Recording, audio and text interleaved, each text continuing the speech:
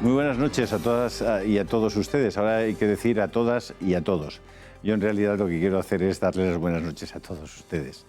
Pero todavía estamos recordando la maravillosa, deliciosa entrevista que tuvimos con María Asunción Milá el domingo pasado, de la que hemos tenido muchísimos feedbacks y muchísimas felicitaciones, no para nosotros, sino para ella, para María Asunción, personaje a la que pues probablemente muchísimas personas no conocían, pero sobre los que ha ejercido una enorme fascinación.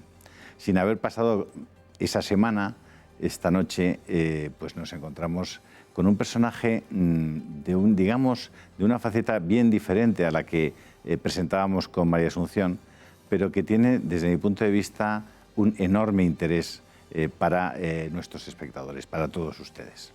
Emilio Lora Tamayo, a quien vamos a presentar ahora mismo y a quien vamos a agradecer que esté con nosotros en este Ellos sí pudieron. Emilio Lora Tamayo es sobre todo un científico y aparte de un científico es un académico, es decir, es un hombre vinculado al mundo de la ciencia y al mundo de la universidad. Temas que, como decía Chesterton, no hay asuntos sin interés, sino gente que no se interesa por los asuntos. El tema de la ciencia, el tema del talento, el tema de la excelencia en nuestro país es un tema recurrente pues, en las charlas a veces de café. Bueno, es que se nos van todos los científicos, aquí se invierte muy poco en investigación. Bueno, esas cosas se dicen habitualmente, pero creo que es verdad también decir que la mayor parte de nosotros no tenemos ni la menor idea de lo que estamos diciendo cuando decimos esas cosas, o al menos no somos capaces de delimitar el alcance de esas afirmaciones. Y creo que hoy con Emilio Lora Tamayo nos podemos enterar de bastantes cosas.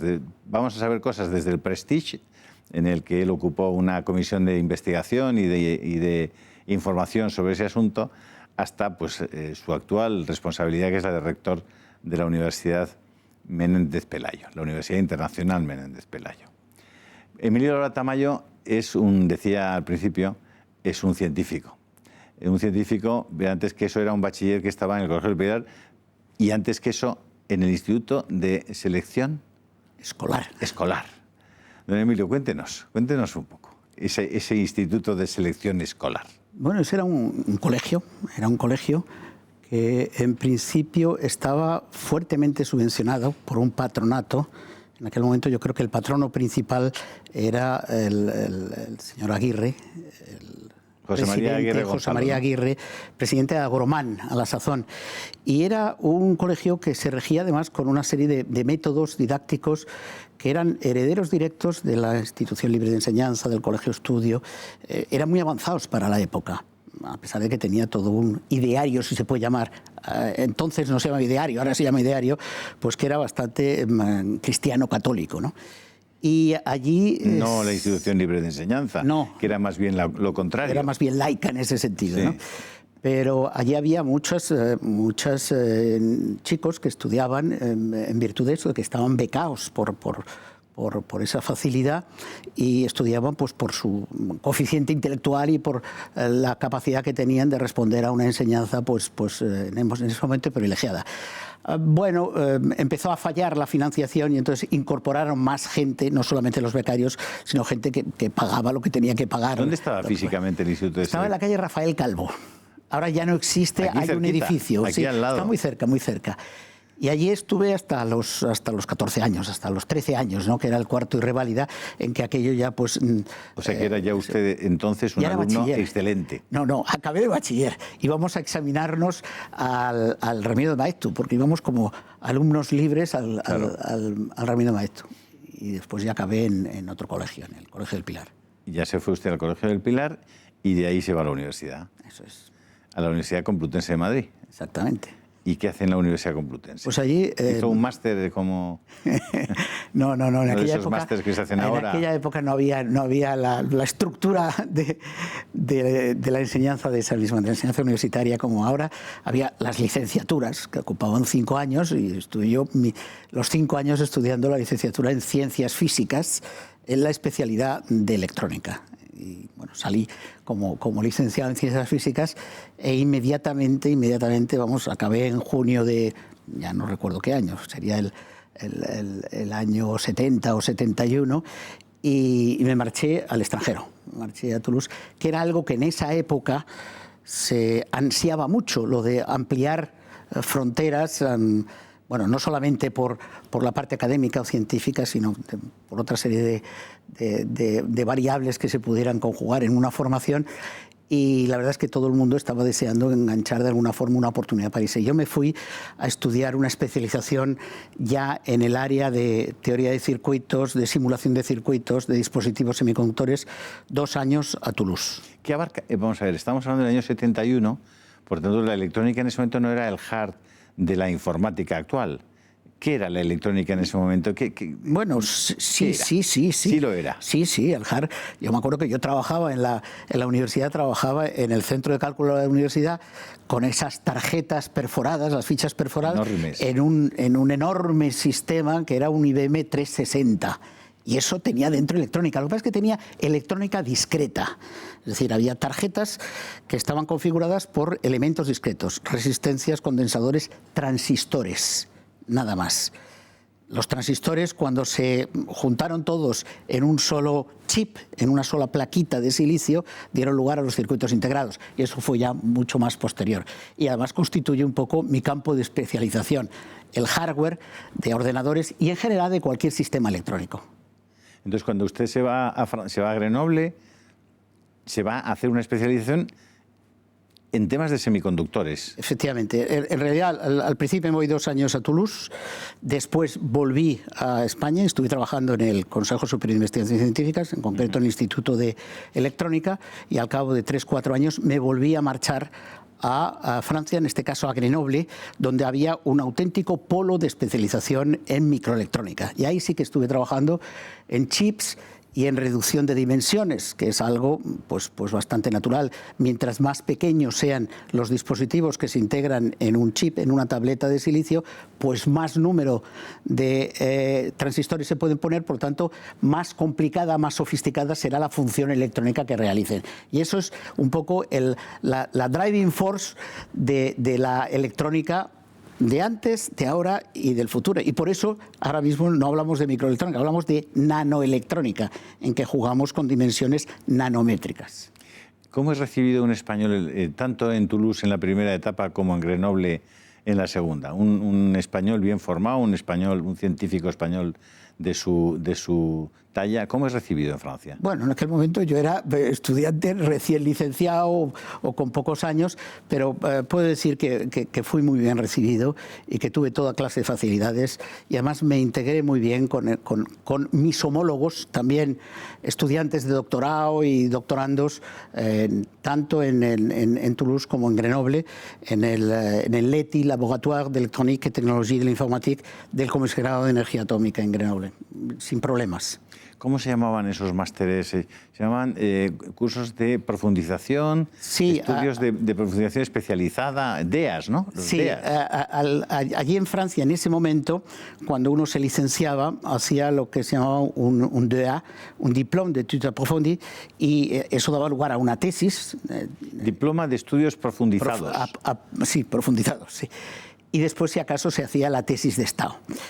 La tesis, en España no había un sistema homólogo, sino que al acabar la licenciatura... Había la tesina. Había la tesina, la tesina que podía ser tesina, podía ser examen de licenciatura, y en todo caso había la tesis, que pues te costaba 3-4 años. Correcto. Que era, yo diría que el nivel de profundidad era inferior al de la tesis de Estado francés, pero bueno, ya era bastante más profundo que una tesis de tercer ciclo, que es lo que se llamaba todo lo que rodeaba al diplôme d'études approfondies. En ese momento... la calidad o la excelencia en la calidad francesa, ¿se puede decir que era superior a la que podía encontrar aquí? Yo no lo pienso ¿No es una así. gran diferencia? Yo no lo pienso así. Es decir, yo no me encontré falto de formación para ponerme a la par que mis colegas. Otra cosa es que pudiéramos hablar de si la enseñanza... Finalmente las dos enseñanzas son herederas de la aproximación napoleónica y hasta aquel momento la teníamos pues bastante parecida, ¿no? La ley Moyano y todo lo que hemos vivido los que tenemos ya muchos años, pues es así. Otra cosa es ahora, yo ya no me atrevo a hacer ningún tipo de... Su especialidad o su carrera en la universidad estaba dentro de la universidad probablemente gracias a aquel decreto o aquella ley que hizo su padre entre el año 63 y el 68, en la que incorporó en las carreras técnicas a la universidad. Cuéntenos esa historia. Bueno, seguramente no se debe, por lo menos de forma directa, quizá indirecta sí, pero... Los ingenieros no eran universitarios en los años 60, ni los arquitectos. En los años 63-68, bueno, lo que se hizo fue desarrollar la Ley de Enseñanzas Técnicas, en el que, en definitiva, lo que se hizo fue integrar en el sistema universitario pues, a las enseñanzas técnicas que antes dependían, en cada caso, de un ministerio. Los ingenieros industriales dependían del Ministerio de Industria, los navales, etcétera. Entonces, se integró todo aquello y se crearon las universidades politécnicas, que hoy nos parece tan habitual, pero que en ese momento no existían. Bueno, eso de alguna manera posiblemente también sirvió para revestir de una cierta aproximación de un lenguaje técnico también a la universidad tradicional basada en ciencias y letras en ese momento. Y posiblemente eso es lo que dio lugar a que algunas especialidades de las universidades, de las licenciaturas, en este caso de físicas, también adquirieran su dimensión técnica. Porque usted cree, don Emilio, que la multiplicación de facultades y de universidades a lo largo de la geografía española ha sido positiva para la Universidad Española en su conjunto. Pues tengo mis dudas, porque efectivamente el multiplicar universidades, multiplicar especialidades, bueno, vamos a ver, multiplicar universidades pues puede dar lugar a facilitar el ingreso de personas que a lo mejor tienen dificultades de traslado de todo tipo, o tienen factores de dependencia que hacen que no se puedan mover. Eso es así. Lo que es cierto es que no todas las universidades pueden o deben tener todas las especialidades, porque si en la universidad lo que aspiramos es a tener una excelencia, unos determinados niveles de excelencia, pues es evidente que no todas las áreas científicas son lo que podríamos llamar lo suficientemente excelentes como para que estén distribuidas por todas las universidades.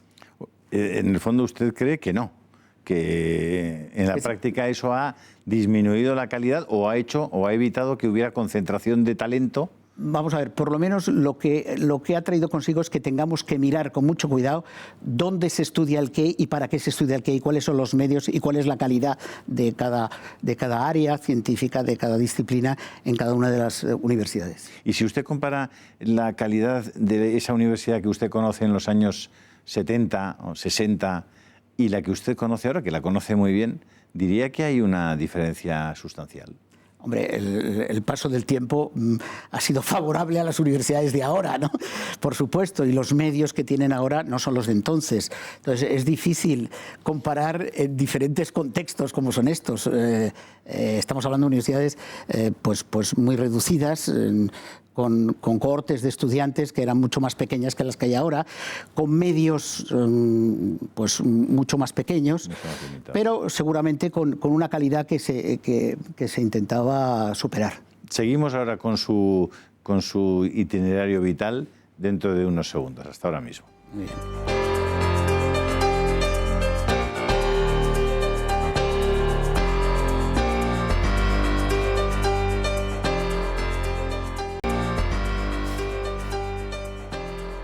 Estamos con don Emilio Lora Tamayo disfrutando del aprendizaje, ¿no? La verdad es que cuando te metes en mundos en los que habitualmente no estás, pues todo te resulta, por lo menos a mí, muy interesante.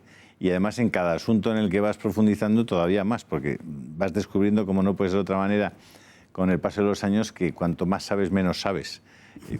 Le ha pasado a algún filósofo antes que a nosotros, ¿no? Sí, seguro.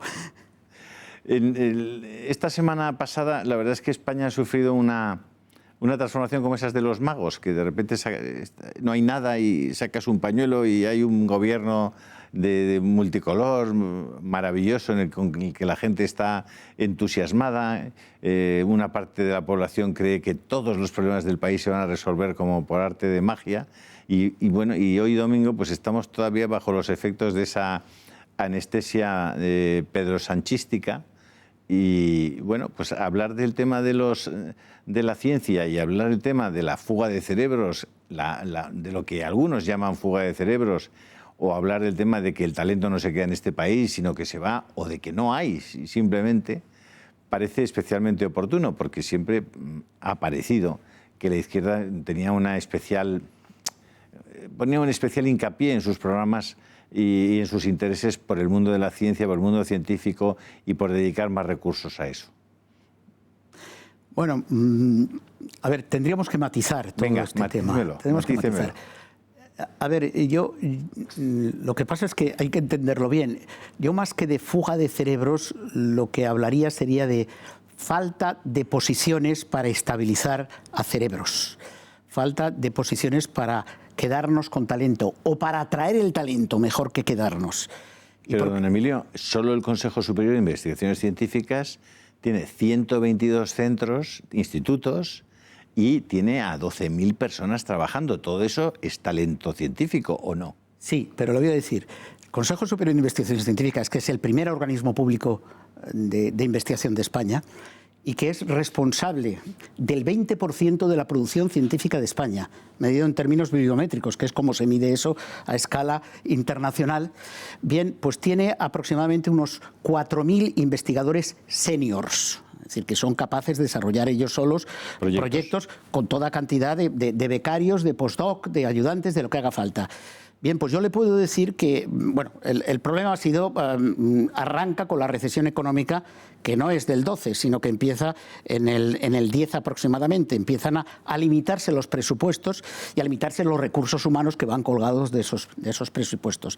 Bien, pues en ese momento, o a partir de ese momento y en los años en que yo he estado a cargo del Consejo, puedo decir que el personal, el talento que hemos perdido, hablando de estos 4.000 investigadores seniores que están cotizados internacionalmente, pues no llega a 2 docenas de personas que se han ido de nuestras instalaciones y en muchos casos se han ido a punta de talonario. Pues le han puesto un cheque con muchos ceros, bueno, y con muchas facilidades, también hay que decirlo. Tienen unos laboratorios que tienen más. Quiere decir que para mí eso no es. El problema es que no hemos podido adquirir o estabilizar o atraer gente a posiciones bueno, que sean lo suficientemente estables como para incorporarlos al sistema. Y digo eso porque si tuviéramos esas posiciones nos atraeríamos no solamente a las personas que acaban con una tesis aquí, sino las que están en el extranjero. El mercado de recursos humanos de investigación es absolutamente internacional. Y de la misma forma que a nosotros pues les ofrecen a mucha de nuestra gente una posición estable en el extranjero, a nosotros nos agradaría poder traer gente de fuera, sean españoles que han salido o sean extranjeros que se quieren venir. De hecho, algunos de ellos sí que se han podido venir. Lo que pasa es que nunca ha sido por motivos económicos, ha sido muchas veces pues porque tienen familia aquí o tienen una mujer aquí, un novio, una novia, lo que fuera, ¿no? Entonces, ese es el auténtico problema, el no disponer de capacidad para poder atraer el talento y, por lo tanto, bueno, pues salir al paso de una renovación de personal que, bueno, que hay que hacer porque las leyes biológicas pues son las que son y la edad media pues va aumentando, ¿no? La institución más importante, se puede decir, pregunto, la institución más importante en el mundo de la investigación en España es el CSIC, que es el Consejo Superior de Investigaciones Científicas, bueno, desde el punto de vista desde el ámbito de lo público. No, desde el ámbito de lo público, las universidades, el conjunto de las universidades, las cerca de 80 universidades, no todas ellas, pero en ellas reside aproximadamente pues un 75, un 80% de capacidad investigadora. Eso se hace en la universidad. El resto se hace en los organismos públicos de investigación, que son 7, 8. Está desde el CIEMAT, el INIA, el Instituto Carlos III y el Consejo. Lo que pasa es que el Consejo tiene un volumen pues, que equivale casi a más de la suma de todos los demás.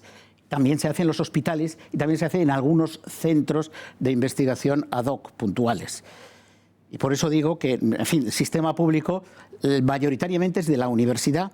No todas las universidades hacen investigación con la misma intensidad y no en todas las universidades y en todas las disciplinas, y volvemos a conectar con lo que hablábamos antes, se hace una investigación puntera con la misma intensidad. Pero en general ese es un poco el reparto, digamos, de las responsabilidades de la investigación pública. Y desde su punto de vista, ¿ha existido una cabeza rectora capaz de buscar la integración entre la investigación privada, la investigación de las universidades y la investigación propia pues, del Consejo o de esos otros institutos?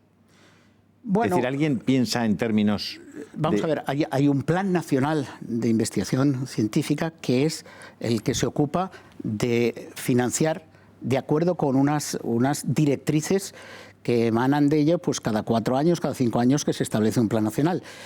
Y de acuerdo con esas directrices, las instituciones públicas pues solicitan, presentan sus proyectos que son competitivos, es decir, que aquello se evalúa en términos competitivos y los mejores, los que son considerados mejores, son financiados o no. Y ahora bien, dentro de esos proyectos se establecen muchas veces, y además por razones obvias, colaboraciones entre la universidad y entre los organismos públicos de investigación. Ahora, la conexión con el mundo de la empresa, con el mundo industrial, esa es una gran asignatura pendiente que tenemos nosotros, que tienen también otros países. Aquí tiene una cierta gravedad. Tanto de las universidades como de los institutos. De lo que es el sistema público. Lo que es el sistema público, la conexión con el privado, bueno, pues siempre se ha hablado de que hay un gap, que hay una trinchera entre unos y otros, entre la capacidad de generar ciencia, generar conocimiento y de aplicar ese conocimiento. Entonces, ¿sabes lo que se dice, ¿no? Que en Europa, que se nos da muy bien gastar dinero para generar conocimiento, pero se nos da bastante menos bien pues utilizar el conocimiento para generar dinero. Eso tiene algo de verdad. Hace tiempo que se está luchando contra eso y yo creo que el gap se está reduciendo por parte del sistema público, las universidades y los centros de investigación. Yo creo que se han aproximado bastante más, aunque todavía queda mucho trabajo por hacer para hacer que eso se conecte. También está muy relacionado con la naturaleza del tejido industrial que tenemos, que es, bueno, pues lo conoce, el 98% son pymes. Y las pymes, pues muchas de ellas, la gran mayoría de ellas, pues muchas veces están pues muy preocupadas, muy interesadas o realmente su objeto o su objetivo de cada vez es intentar ver con qué pagan la nómina de cada mes, ¿no? Y cuando les hablas de que hay que innovar o que hay que trabajar pues pensando en el desarrollo a 3, 4, 5 años, pues te dicen, bueno, qué largo me lo fiáis, ¿no? Eso también tiene que ver en este... Es un problema complejo, pero que de cualquier modo yo creo que las dos partes son conscientes de que intentando pues mezclar un poco los intereses y aproximarse, pues realmente es una situación de la que podemos sacar partido todos. Usted conoce profundamente tanto el ámbito de la investigación científica como el ámbito de la universidad. ¿Usted cree que la endogamia es un pecado grave en esos dos ámbitos? Absolutamente. Absolutamente. Que es un pecado grave. Otra cosa es que diga que lo practican o no lo practican. Todos sabemos que sí, que hay sitios en que se practica, ¿no? Hay sitios en que no. Y volvemos a lo mismo. Los sitios más punteros realmente están interesados por atraer, por incorporar el talento, mucho más allá de este que tengo a mi lado o este que lleva 7 años calentando la silla, ¿no? Yo tengo que decir, mi experiencia aquí es mayor en el ámbito del Consejo, del que he sido, como usted sabe, vicepresidente y presidente muchos años, que nosotros ponemos una especial atención para intentar apartarnos lo más posible de consideraciones de endogamia. Y, por ejemplo, en los tribunales en los que se juzga una plaza determinada de acceso al Consejo, pues son tribunales pues clásicos de 5 personas y 5 suplentes, pues primero velamos para que 2 de ellos no sean del Consejo, sean de la universidad, no tengan nada que ver. Y los otros 3, 1 o hasta 2 en algún caso puede ser del centro al que va destinado esa plaza. Los otros 2 son de otros centros. Y con eso, pues yo creo que conseguimos las más de las veces huir de criterios endogámicos. Además, hay mucha competencia en los últimos años, por eso que hemos dicho de que ha habido poca disponibilidad de recursos humanos. Entonces, eso, cuando hay mucha competencia, realmente el sistema es cruel porque gente muy valiosa se queda fuera, pero es evidente que la gente que se incorpora es gente muy, muy válida, mucho más allá de criterios endogámicos.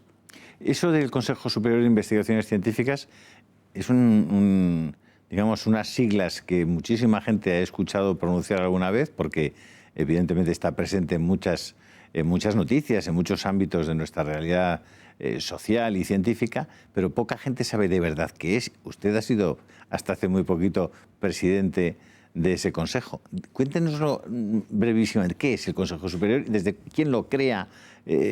¿Cuál era su objetivo? ¿Cómo ha cambiado a lo largo de los años?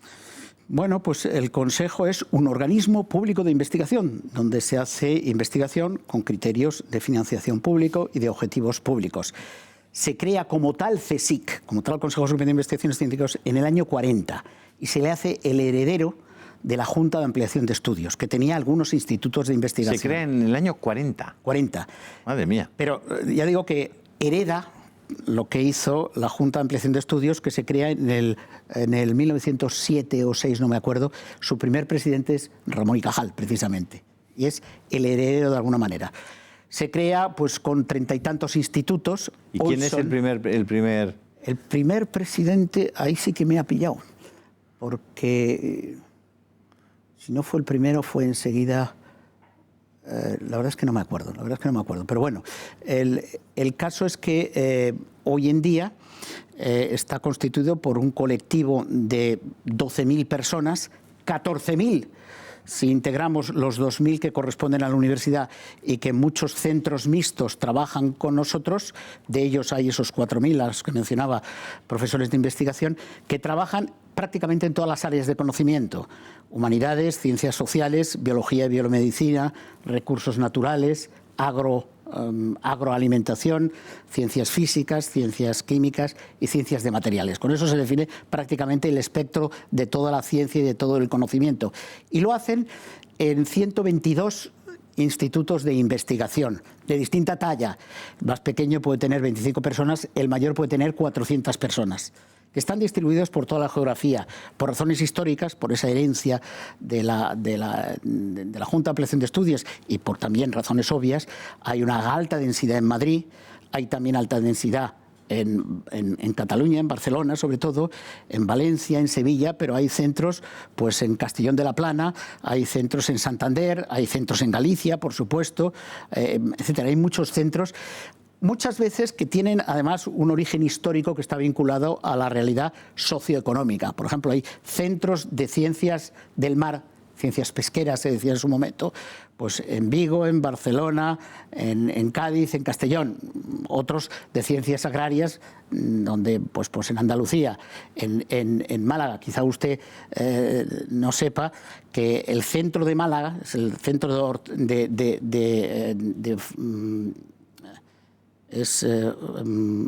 de cultivos tropicales, perdón, no me salía, pues es el que desarrolló todo el cultivo de la fresa, que hoy en día invade Lepe, invade también la parte sur de Sevilla, norte de Cádiz, Doñana, Huelva, todo eso. Todo eso se desarrolló en el centro de Málaga de cultivos tropicales. Después se ha desarrollado pues el aguacate, una serie de cosas, es decir, que cada uno tiene su especialización. Ya digo que con esa distribución, y siendo esas 12.000 personas, 4.000 si hablamos de investigadores, pues es responsable del 20% de la generación de conocimiento y es el primer productor de patentes de España. A veces tengo que decir que es el segundo, a veces Telefónica pasa a ser el primero y nosotros el segundo, pero es el primer productor. Del orden de 120, 130 patentes al año son las que registra el Consejo.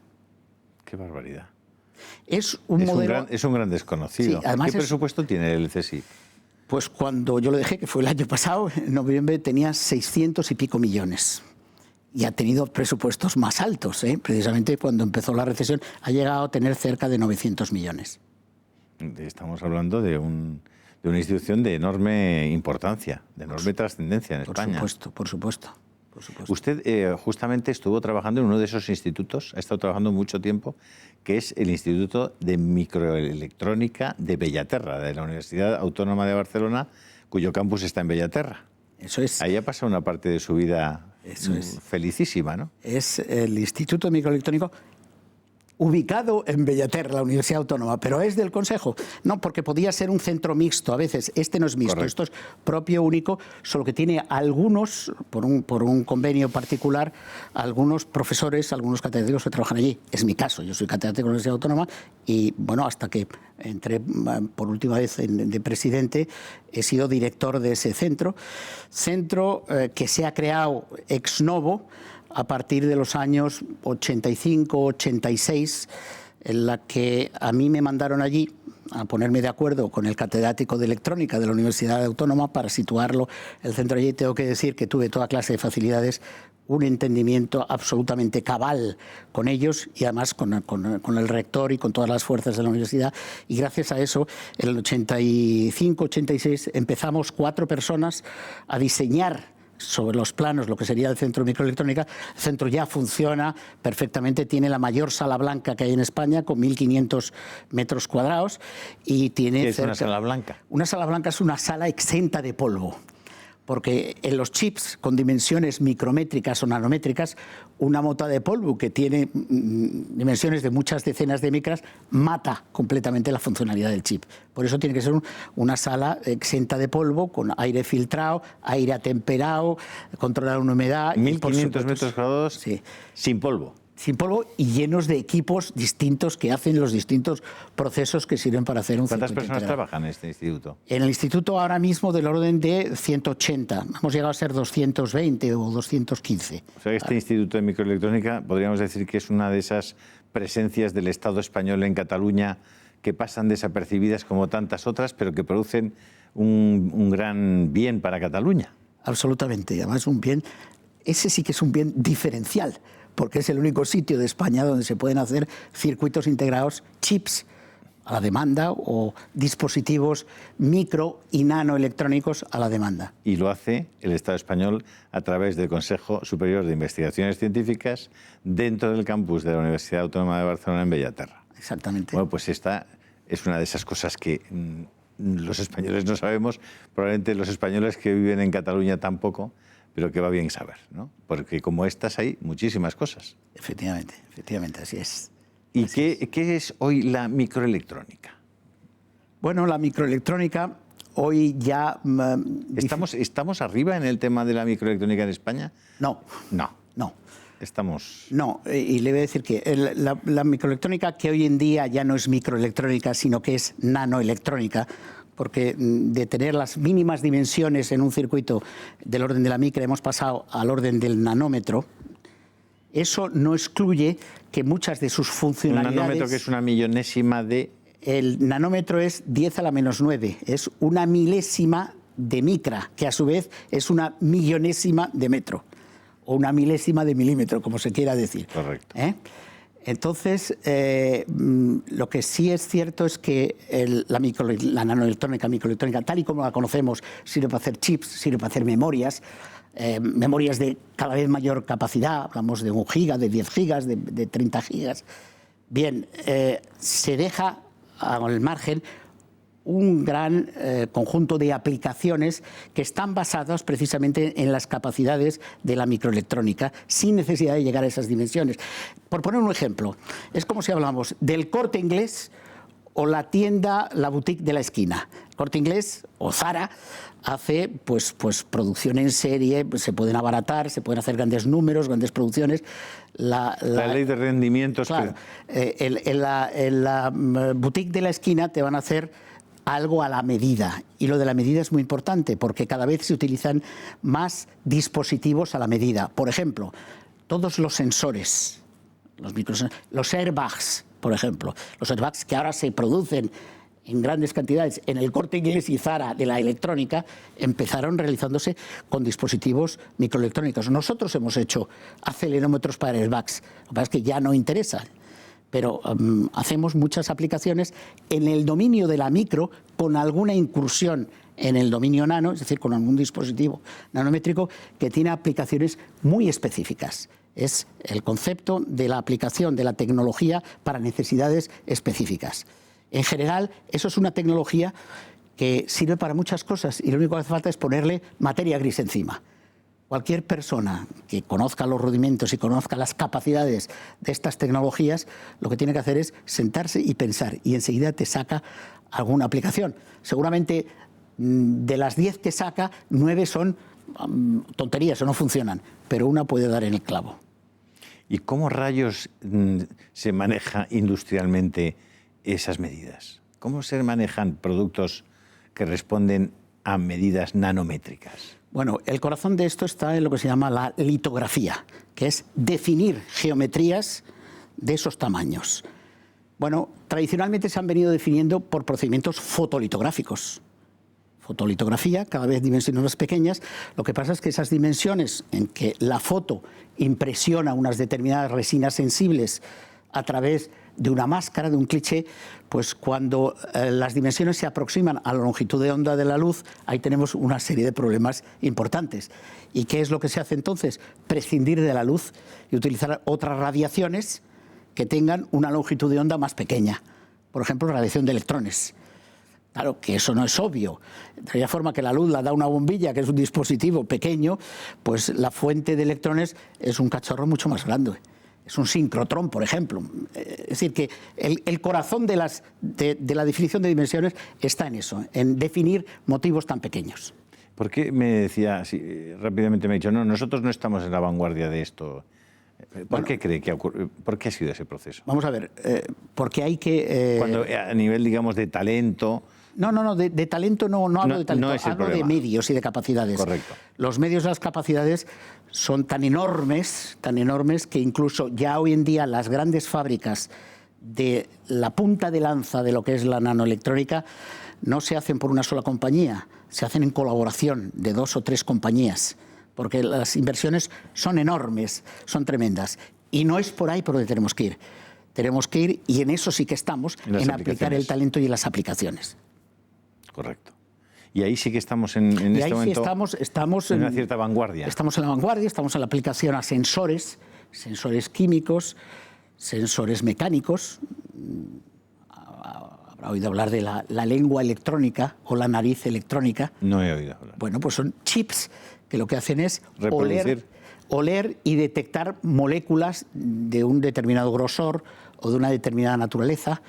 ¿Que reproducen las funciones de la lengua o de la nariz humana? No, bueno, en ese sentido sí, porque si lo que tenemos es un chip que es capaz de detectar una determinada molécula, es lo mismo que hace la nariz. Claro. O un chip que convenientemente funcionalizado, es decir, con una capa, una biocapa, una capa de naturaleza biológica, es capaz de cambiar sus propiedades eléctricas en función de que esa capa biológica reaccione o no con un medio exterior. Lo que tenemos ahí es un detector de una enfermedad, un detector de la presencia de un bioagente.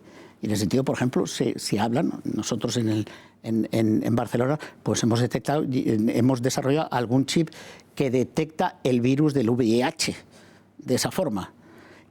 O sea, realmente eso tiene una parte biológica muy importante, ¿eh? Pero la otra parte finalmente es que varíen las propiedades electrónicas de ese chip en la medida en que la funcionalización, el bioreactivo que hay encima, pues varía sus propiedades por reaccionar, pues por ejemplo, con un VIH o con cualquier otro agente.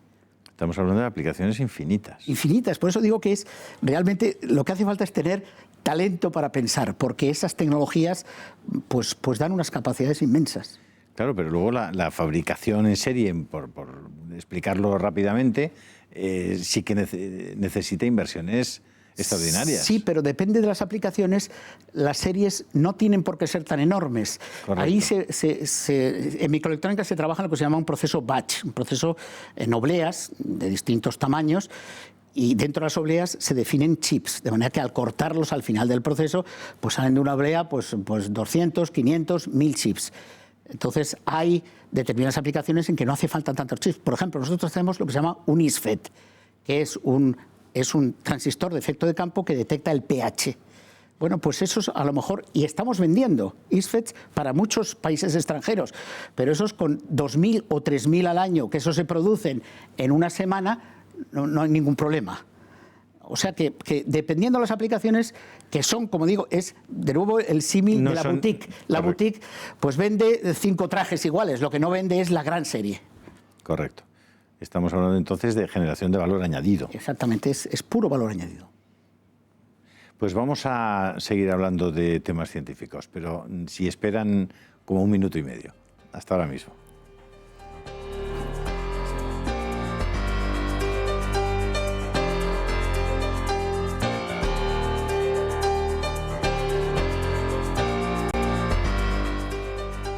Pues estamos aquí disfrutando del conocimiento. El conocimiento científico, don Emilio. A lo largo de su vida, usted se ha dedicado a investigar, a estudiar. ¿Se ha encontrado en algún dilema moral? ¿Ha chocado con la ética? ¿Los campos de investigación donde usted se ha movido? No, yo no lo creo, ¿eh? No me viene a la cabeza ningún campo en que haya chocado. Vamos a ver, ahora mismo se habla del transhumanismo y se habla, por ejemplo, de la ciborgización, es decir, de la conversión de los seres humanos que pueden intentar lograr la inmortalidad a través de la conmutación de partes de sus órganos vitales por máquinas, ¿no? Por condensadores, procesadores, chips, microelectrónica. ¿Usted se ha metido en ese mundo? Es decir, ¿ha proyectado la investigación que ustedes hacen en cómo puede afectar eso al mundo, al ser humano del futuro? Bueno, no. ¿Se lo ha planteado? Lo que yo hago está bastante más lejos, porque yo me ocupo del hardware, y esto no deja de ser una aplicación del hardware, inteligencia artificial, toda esta serie de cosas. Yo soy bastante escéptico en cuanto a que cualquier desarrollo que vaya en la línea cyborg, esta que señalaba, pudiera al final sustituir, emular 100% la conducta humana. Porque yo creo que hay características del ser humano que no se pueden. No se pueden emular. Bueno, pues el alma, llámese alma lo que los creyentes llaman alma o los que los no creyentes llaman alma, como el conjunto de características que afectan a un comportamiento dado. Y dentro están pues todas las consideraciones éticas. Eso yo no veo cómo se puede emular, ni mucho menos.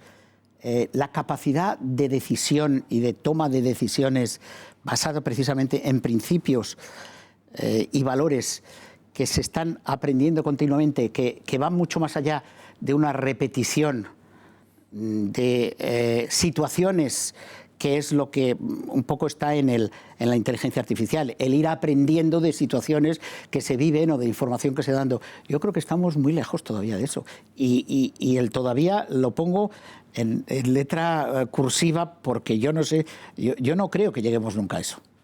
Afortunadamente. ¿No se han encontrado entonces en el marco de una investigación, imaginemos que están en temas de biología y se enfrentan, por ejemplo, al tema del aborto, por ejemplo? No sé, desde un punto de vista biológico, el poder explicar determinadas cosas de la naturaleza que en este momento se están poniendo en cuestión o que las propias leyes ponen en cuestión. Bueno, si usted quiere que me pronuncie sobre si soy partidario del aborto, no soy partidario del aborto. Eso queda claro. Vale. Dicho me parece eso, bien que se pronuncie. Dicho eso, sí hemos tenido relación con la biología. Estos mismos ejemplos que le decía, de la detección de determinadas enfermedades. O, por ejemplo, hemos trabajado en aspectos médicos relacionados con el implante coclear. Pero siempre hemos trabajado en aspectos, digamos, que son muy bien recibidos, que nos dan la satisfacción de que estamos haciendo algo por alguien que le mejoramos la vida y que socialmente es muy aceptado. El sordo profundo, al que simplemente con implantarle 4 electrodos en la cóclea ya es capaz no de oír perfectamente, pero de reconocer sonidos. Yo recuerdo la primera experiencia a la que asistí cuando estaban probando uno de los procesadores que habíamos visto en Barcelona, justamente. En Barcelona, justamente, sí.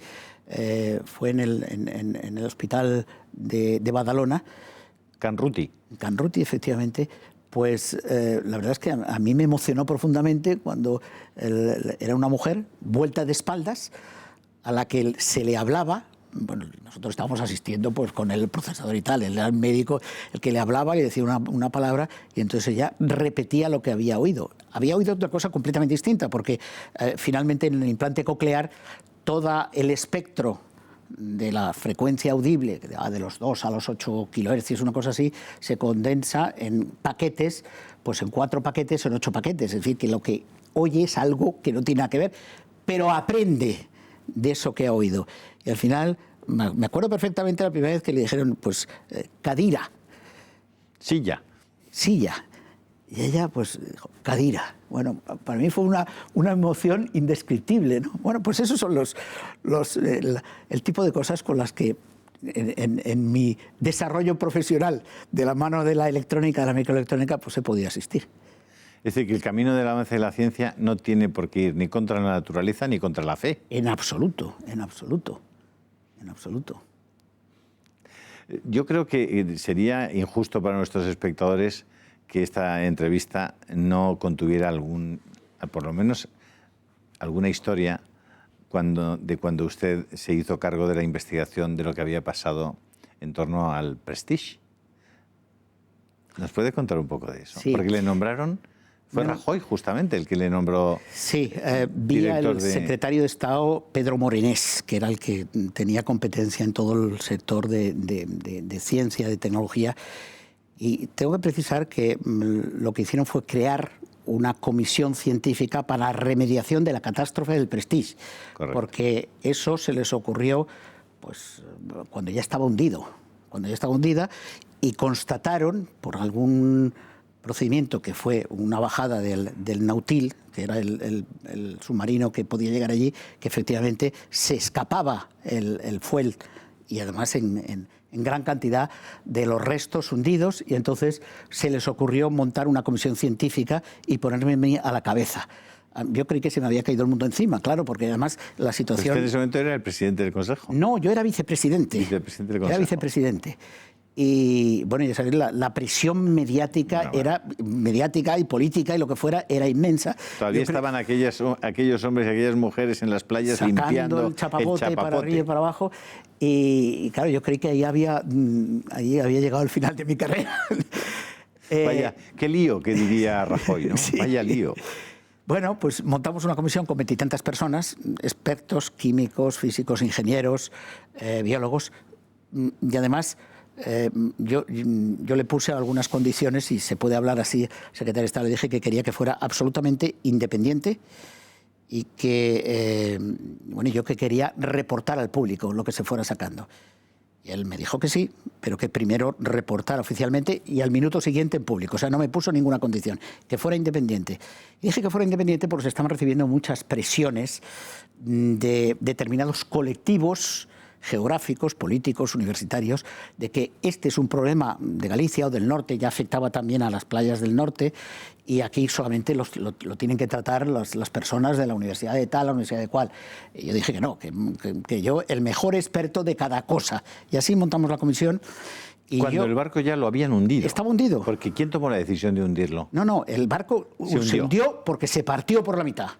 Y cada pedazo se fue además a una distancia enorme de uno con otro, es decir, que costó localizarlos. Que están en el fondo del mar. Están en el fondo del mar.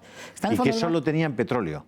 Solo tenían, bueno, no es petróleo, es lo peor que puede haber en la clase de fuel. El fuel más denso, más pegajoso, más asqueroso de todos. Eso es lo que había ahí dentro. Eso es lo que había ahí dentro. Y salió todo. Bueno, ahora le cuento. Vayamos por se estaba saliendo. Y entonces nos dijeron, bueno, pues ¿qué hay que hacer para remediarlo, no? Entonces, había un submarino a disposición que nos lo cedió Ifremer, pagando naturalmente, y que podía bajar hasta esa profundidad, eran cerca de 3 kilómetros de profundo, y luego cada pedazo estaba separado también una buena distancia, no le puedo decir ahora mismo. Entonces, nos traía fotos de los sitios por los que estaba saliendo el petróleo, que eran fugas, roturas, se habían ido escotillones, todo lo que fuera. Entonces, o sea que había que tomar decisiones con rapidez, porque el día que pasaba, día que salían, pero del orden de 3 o 4 camiones cisterna al mar.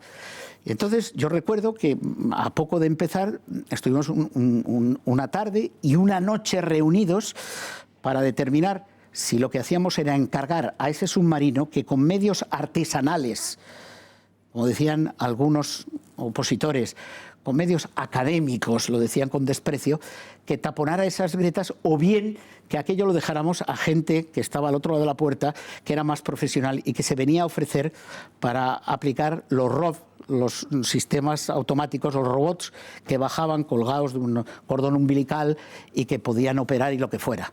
Y que tenían, decían, experiencia de toda la tecnología offshore del petróleo, de sacar petróleo en mares de esos.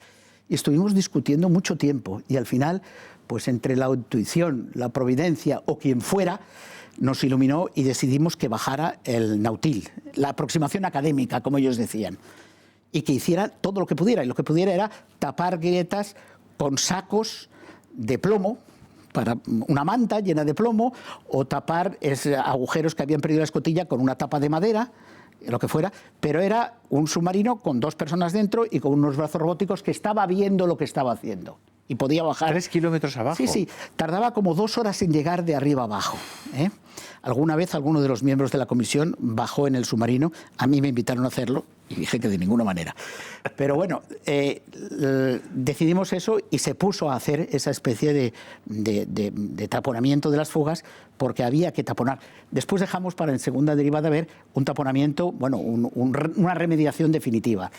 Luego la experiencia y lo que supimos nos dijo que habíamos obrado bien, porque se puso de manifiesto que esos ROV que nos ofrecían no tenían capacidad para bajar a esa profundidad, porque solamente el peso del cordón umbilical, de los 3 kilómetros de cordón umbilical, era tal que rompía el cordón. Entonces, bueno, ¿qué había que hacer? Pues había que meter flotadores entre medios para aliviar un poco, para añadir flotabilidad al sistema. Pero eso no lo hicieron hasta el cabo de 2 o 3 meses, eso costó 3 meses en hacerlo. Entonces, si hubiéramos esperado esos 3 meses, el problema se habría acabado, habría salido todo. No quedaba ya. Y eso fue lo que hizo el Nautil durante mes y medio, estuvo taponando todas las grietas. Yo recuerdo que al principio tenía 20 y tantas, yo cada vez que bajaba y daba el parte, yo informaba en aquel momento al vicepresidente y después hacía una rueda de prensa. Empezó a taponar, luego aparecieron nuevas grietas, pero las volví a taponar y al final, cuando aquello ya quedó más o menos taponado con una fuga residual, entonces ya nos centramos en diseñar un procedimiento para taponarlas definitivamente. Hicimos una memoria con 3 procedimientos posibles y se la dejamos encima de la mesa al vicepresidente, porque dijimos que esto lo tenía que hacer una empresa, no la academia.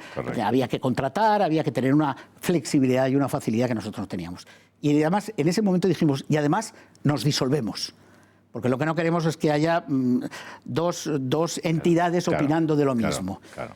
Y bueno, yo creo que aquello se nos dio bien, pero yo creo que la clave fue tomar la decisión de que bajara el Nautil y no dejarlo en manos de otras personas.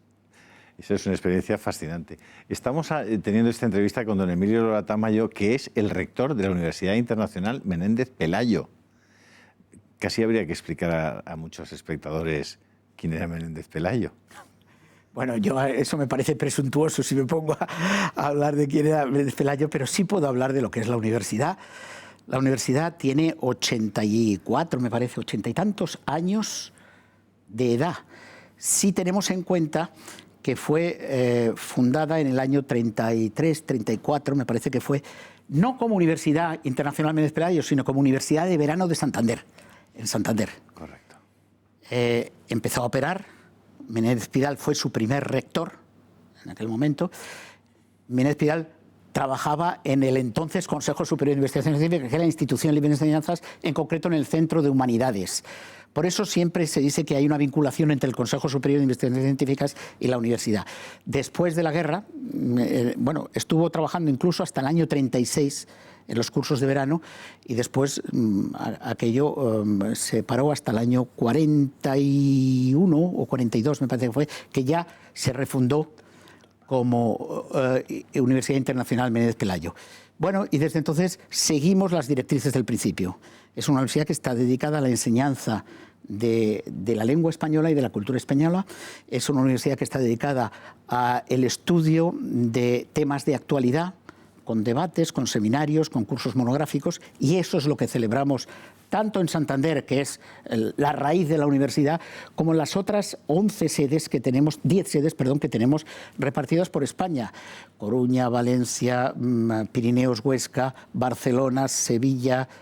Tenemos otras 11 sedes físicas. Sedes físicas, que hacen también sus cursos, naturalmente en un número más pequeño. Pero que trabajan todo el año. Bueno, trabajan sobre todo, o sus cursos los diseñan para primavera y otoño. Correcto. Porque en verano no hay mucha actividad en la ciudad que sea. Correcto. En verano todo se centra en Santander. Correcto. Y en Santander es donde ahora mismo empezamos la semana que viene, pues durante... Que le hemos cogido a usted de milagro. De milagro, aquí en Madrid. Empezamos 3 meses y tenemos programados 160 actividades, cursos de distinto tipo académicas y 80 actividades culturales que se desarrollan pues prácticamente desde el 15 de junio hasta el 15 de septiembre, incluyendo pues 4 nombramientos de doctores honoris causa, también una serie de conferencias de gente importante, también una serie de entrevistas, en fin. Bueno, ustedes han constituido el principal proveedor de contenidos durante los veranos de los medios de comunicación durante muchos años, hasta que ya en verano ya tampoco descansamos. Eso es, hasta que políticas, pasan cosas en verano. Que pasan muchas cosas. Eso es. ¿Y qué tipo de cursos? Prácticamente de todas las materias, ¿o pues no? hay de todas las Más materias. Humanistas, ¿no? No. Tenemos un especial cuidado porque en algún momento ha habido alguna crítica de que si son más de ciencias. No, la verdad es que se cubren aspectos de tecnología, se cubren aspectos de ciencia pura. Estoy pensando ahora mismo, pues la semana que viene o la otra me parece que celebramos la 4ª edición de un encuentro internacional sobre la luz, que arranca hace 4 años o 3 años con el Congreso Mundial sobre la naturaleza de la luz y toda esta serie de cosas. Vienen premios Nobel, es algo puramente físico, pues también con temas humanísticos. Con que temas... no era ni una onda ni un corpúsculo. A ratos una onda, a ratos un corpúsculo, ¿no? Bueno, pues eso lo hacemos, ya digo, con cursos de otra naturaleza. Pero de luego cuentan con muchos personajes conocidos, ¿no? Sí. Eso que le daba un poco la cosa marketingiana a la universidad. Hay personajes conocidos y hay personas que, bueno, y hay invitados, hay VIPs que también aparecen el primer día, el último día, o que dan una ponencia y que hay que estar siempre, bueno, pues casi a última hora vienen, no vienen, dejan de venir. Es un poquito la logística de la que me tengo que encargar yo. También es importante las conferencias, en muchos casos, de personajes extranjeros. Por ejemplo, me viene a la cabeza ahora mismo Marlene Wind, que no sé si le dice algo. Marlene Wind es la profesora de sociología que en su momento debatió con Puigdemont en Dinamarca. Hombre, pues sí. Viene a dar una conferencia también en Santander. En fin, ¿Quiere destacar alguna sesión, alguna actividad especialmente? Hombre, ¿Se puede uno apuntar a la Universidad Internacional? Absolutamente. ¿Y está eso qué hay abierto. que hacer? ¿Llamar a la universidad y decir, bueno, quiero asistir, quiero...? En la web viene todo precisado. Las actividades académicas tienen una matrícula, es bastante poco... Asequible. Es muy asequible. Todas las actividades culturales son de entrada libre. No iba a decir gratuitas, pero no son gratuitas porque nos cuesta dinero. Correcto. Pero son de entrada libre. Y además se hacen no solo en la sede de la universidad, sea el Palacio de la Magdalena, sea el campus de Las Llamas, sino que también desde hace un par de años lo que intentamos es que aquello irradie por todo Santander. Entonces también celebramos conciertos, celebramos encuentros poéticos o de cine en determinados sitios emblemáticos de Santander, ¿no? Prácticamente se identifican plenamente con la ciudad. Absolutamente. Nuestro objetivo es eso, que sea una ciudad que reciba y que tenga y que esté orgullosa de la Universidad Méndez Pelayo, como la Universidad Méndez Pelayo está orgullosa de Santander.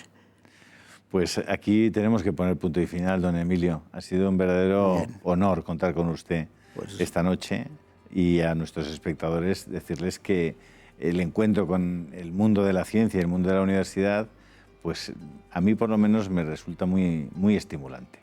Gracias también por toda su trayectoria, su excelente trayectoria personal y profesional, y por ser una de esas personas que nosotros entendemos que sí han podido hacer cosas por los demás, hacer cosas por la sociedad que les rodea. Muchísimas gracias, don Emilio, que tenga mucha suerte este verano, estos meses, en todas las actividades de la Universidad Internacional Menéndez y Pelayo. Y a ustedes, pues muchísimas gracias por haber estado con nosotros, y si Dios quiere, como siempre, Hasta la semana que viene.